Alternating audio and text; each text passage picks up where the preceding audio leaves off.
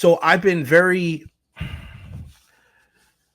haven't been thrilled with the whole idea of we're going to trade a 24-year-old right-hander in Taj Bradley for a guy like Griffin, Jax in the bullpen.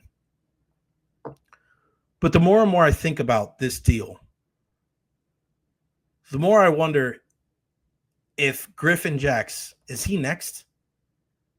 Is Griffin Jax the next guy that the Tampa Bay Rays take from a reliever and turn him into a starter?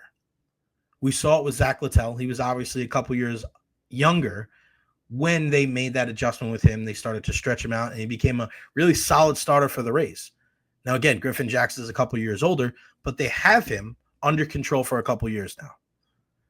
And to be able to trade a 24-year-old starter for a reliever just on the surface doesn't make a whole lot of sense, in my opinion. Yes, you want to fortify the bullpen, but we've seen for years the Rays have been able to pluck these guys from obscurity, guys that you've never heard of before, guys that may start the year in AA or AAA, and by the end of the year, their ERA is under 3, and they're pitching meaningful games late in the season in the 7th and 8th innings. We've seen that for years when it comes to the Rays. But when I look at Griffin Jackson, I look at a guy that is not just a 2-pitch pitcher. He's not just he throws a 98-mile-an-hour fastball with a pretty decent slider. This guy is a 3, 4, 5-pitch pitcher that I really do believe he is next up. I think Griffin Jackson is that guy. When you talk about top-end arms, when you talk about high-end potential, a guy that can be not just in the middle of your middle of your rotation, but maybe the top of your rotation. Why else would you trade a starter in Taj Bradley for one bullpen arm, like a 1-for-1 deal like that? Think about it. They've done it before. I think they do it again. I truly believe Griffin Jax is the next guy up. He's got such a talented arm. He's a guy that is going to be under control for the next couple of years. And there's proof of concept of them doing it with a guy like Zach Littell. And I don't think there's any argument. Griffin Jax's stuff is much better now than it was when Zach Littell first joined the Rays. So you haven't heard it up until now, but just watching him and just understanding the way that the Rays do things, don't be surprised if Griffin Jax is next. Don't be surprised if we start hearing some rumblings, some murmurs down the stretch in the regular season and maybe even in the offseason going into the 2026 regular season that they're going to stretch out Griffin Jax and have him part of this Tampa Bay Rays rotation, not just next year, but moving forward. I don't think that'd be a terrible idea because the kid is very impressive.